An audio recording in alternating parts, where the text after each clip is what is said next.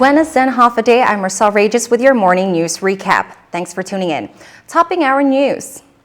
Gerald Wayne Cruz II may have gotten off on animal cruelty charges the first time he was indicted, but the government is going after him again in hopes that this time the charges stick.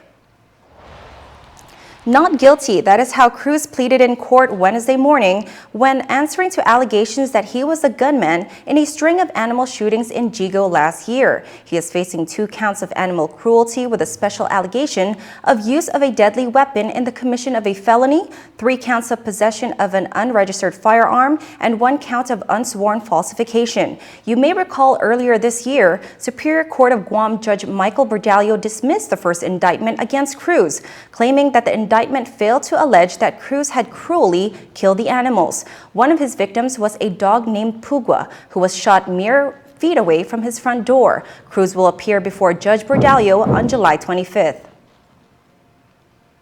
In court news, 2 men who assaulted a man in Anigua last month have been indicted by a Superior Court grand jury for murder.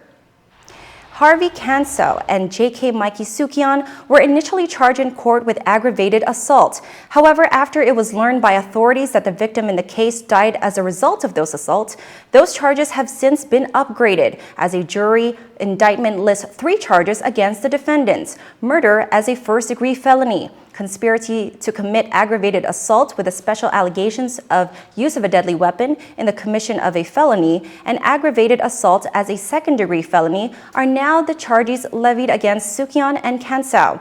It was on June 29th that the 2 men ganged up on the victim, identified in court documents as Maverick.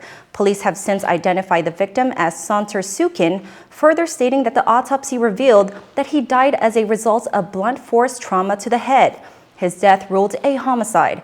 Court documents indicate that Sukin was struck with a metal pipe by Sukian, while Cansao kicked and punched the victim in the face and head.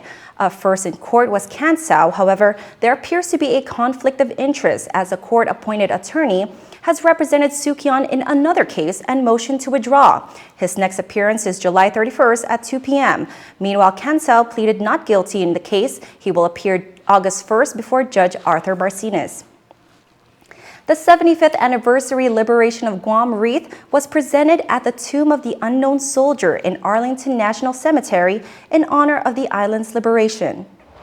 For the first time in the history of these ceremonies, Congressman Michael San Nicolas said military honors were preceded with Chamorro honors in a blessing led by guests of honor and Master Chanter Señor Frank Rabon.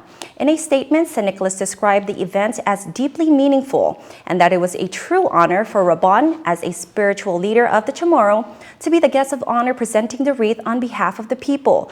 CNMI Congressman Kalili Sablan also joined San Nicolas in their official capacities as members of Congress representing the people of Guam and the Marianas. During the event, the Arlington Old Guard defenders of the tomb played taps in honor of the fallen but never forgotten heroes. All in all, San Nicolas said the ceremony was a powerful tribute to a powerful history shared and the ultimate respect paid. And that's a look at your morning news recap. Thanks for tuning in.